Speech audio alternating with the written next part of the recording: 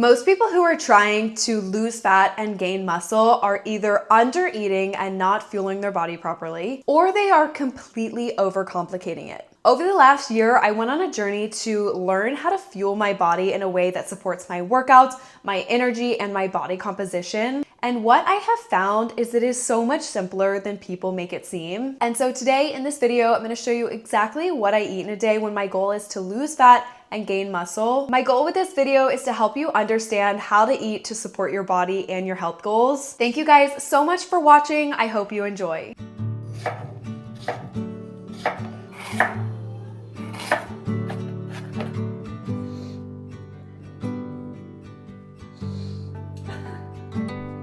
If your goal is to change your body composition and build more muscle and lose fat, one of the most important things to understand is how much protein you're actually eating.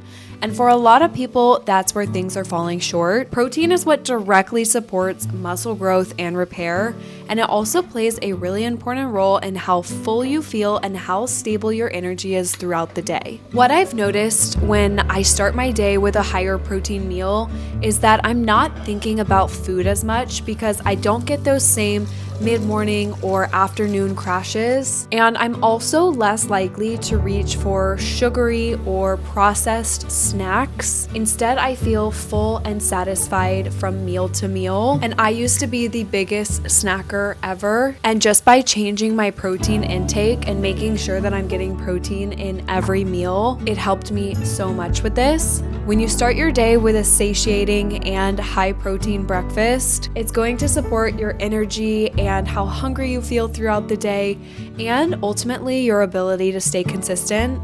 I've never made a breakfast like this where I'm eating yogurt in a savory way, but all of these ingredients coming together was so delicious. This is going to be a breakfast that I am making a lot more often. Before I go into the next recipe, I want to share the sponsor of this video, Caraway Home. I've been trying to be more intentional about not just what I'm eating, but what I'm actually cooking on. And Caraway is a non-toxic kitchenware brand. Their ceramic coating is made without forever chemicals, and they third-party test, which I really appreciate for transparency. What surprised me the most about this cookware is how well it performed. I have used other non-stick pans before, and these are just on a different level. The ceramic coating on these are naturally really slick, and so you're gonna use less oil or less butter. And the egg that I made this morning almost slipped right off the pan. When you're cooking multiple meals a day, cleanup is so much easier because literally nothing sticks to these pans. I ended up getting their full cookware set, which comes with a saute pan, a Dutch oven, a fry pan, and a saucepan, plus all of the lids, a lid holder, and a magnetic rack for storage. When you buy the cookware set, you end up saving about 20% compared to just buying these separately, and you can stack my code on top of that for an additional 10% off. If you've been wanting to switch your pans for non-toxic alternatives, check out Caraway. Right now, through May 11th, you can use my code EllisonScar to get 10% off, and you can stack that on top of their Mother's Day deal. Orders over a certain amount will get you a free airtight storage duo. If you're interested in checking them out, I will have everything linked in the description and in the pinned comment.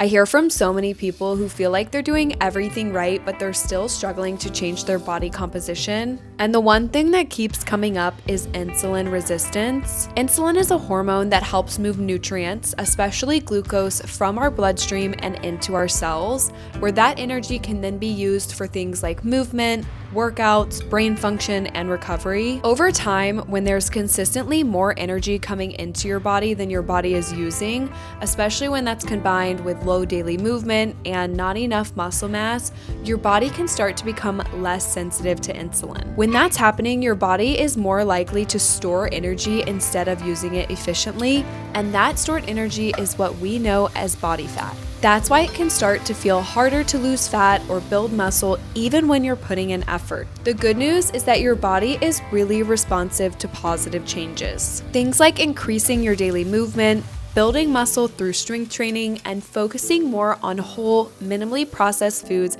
can all help improve insulin sensitivity over time. And if this is something you're curious about, you can always get blood work done and actually look at your markers, just to better understand what's going on inside your own body. If you've ever tried eating mostly whole foods in the past and it didn't work, it's often not a lack of discipline. It's that your body just wasn't getting enough energy and nutrients to function well. And when that happens, your body will push back through cravings and low energy and just not feeling great, which makes it really hard to stay consistent. For me, it's less about restriction and more about building balanced meals that have enough protein and enough carbs and enough fiber so that your body can feel supported. The goal here is consistency over perfection.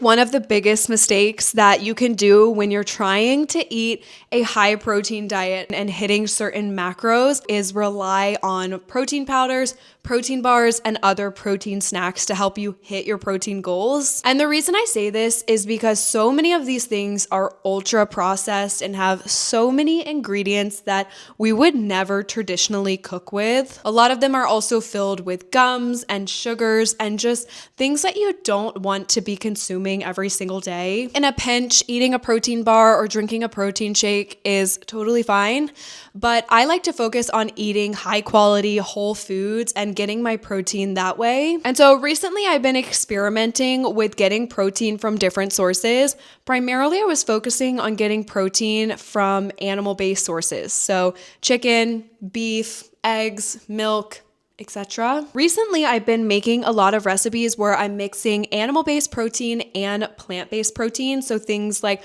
lentils and beans and chickpeas, and it's allowed me to create these ultra high protein meals and actually hit my macro goals without relying on protein powders or protein bars or other protein snacks. And so if you're trying to change your body composition, try to eat as many whole foods as you can and cut as much processed junk out of your diet as you possibly can, even if it's high protein bars or high protein drinks. There's other ways to hit your protein goals without relying on products like this.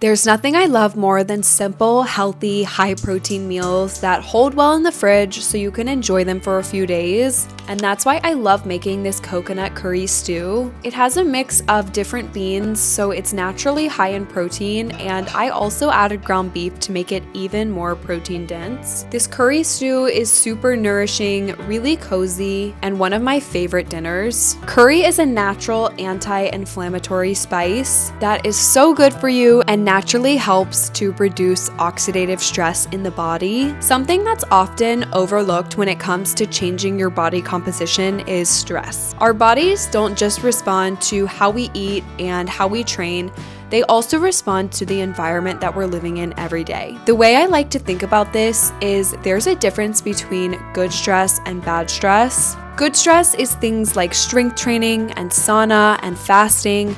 These are short-term stresses that your body can adapt and get stronger from. But bad stress is more constant, and if it doesn't resolve over time, it can start to impact your sleep and your recovery and even your hormones. When you have too much bad stress, it makes it hard for your body to build muscle and respond to all the effort you're putting in. And so a big part of changing your body composition isn't adding more, but also making sure you're not constantly working against your body. Because when your body feels supported, that's when it can actually start to change.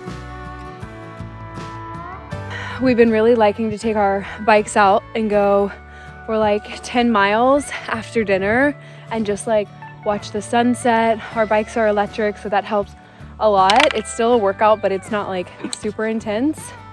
And it's just such an amazing way to end the day, not just like sitting in front of the TV, but you're actually just like getting out in nature, getting some fresh air, getting some movement, and just enjoying the last moments of the day.